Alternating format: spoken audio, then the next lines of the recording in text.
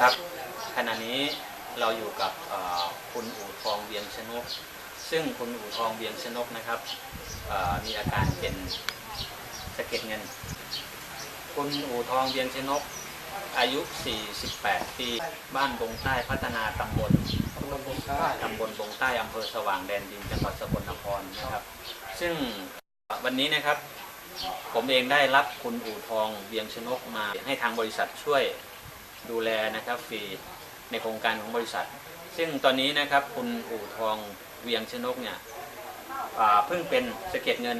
มาแล้วประมาณปีหนึ่งใช่ไหมครับเป็น1 ปีนะครับแล้วจากการที่คุณอู่ทองเวียงชนกเป็นเนี่ยนะครับสาเหตุเริ่มต้นเกิดจากอะไรที่เราเป็นผมไปกินเราดูไม่ก็ได้ขึ้นไหมครับกินเหล้าซึ่งกินเหล้าขึ้นมาแล้วมีอาการยังไงครับที่เป็นคลื่นขึ้นครับคลื่นตัวแดงเลยครับครับซึ่งคุณลุงเป็นพ่อหรือเป็นพี่นะครับพี่ชายนี่เป็นพยานว่าเขามีอาการเป็นยังไงครับที่เห็นเหตุการณ์อยู่แต่ตอนนั้นเอาไม้ผมเบิ่งก็เป็นแดงขึ้นวัดโตครับแล้วหลังจากนั้นเราได้ไปหาหมอไหมไปครับแล้วหมอว่าเราเป็นอะไรตอนนี้ที่แรกก็ว่าเขาเป็นภูมิแ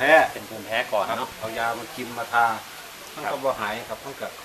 กินเรื่อยๆหลังจากนั้นมาอาการเริ่มรุนแรงขึ้นช่วงเดือนไหน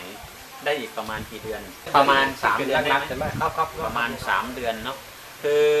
หลังจากที่กินเหล้าร่างกายเราก็จะเป็นผื่นเนาะผื่นแดงขึ้นตามเนื้อหนังใช่ไหมครับตรงนี้นะครับจะเป็นขุยหมดเลยนะครับจะเป็นขุยหมดนะครับดูตามตัวนะครับให้กล้องดูนะครับตามตัวตามนี่ครับจักรแล้นี่เป็นข้างหลังด้วยใช่ไหมครับหันหลังหน่อยครับหันหลังนี่ครับคือข้างหลังเป็นถึงขั้นนี้นะครับ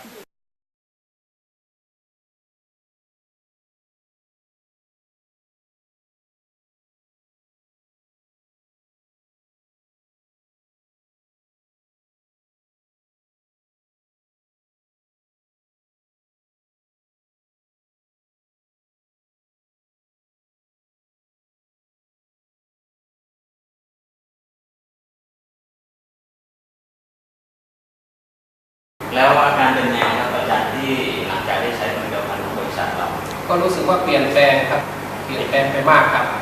ก็นับตั้งแต่วันที่ได้กินผลิตภัณฑ์ของเราไปนะครับประมาณ8 วันนะครับทั้งหมด8 วันแล้วมีอาการดีขึ้นใช่ไหมครับอาการ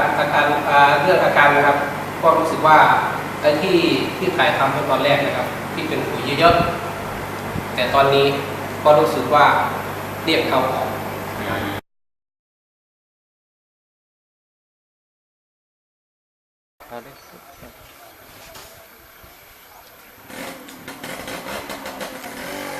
ดีขึ้นไลม์ปะ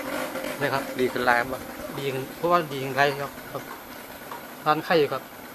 เดี๋ยวด้านหลังดิครับค่อยๆแบบนี้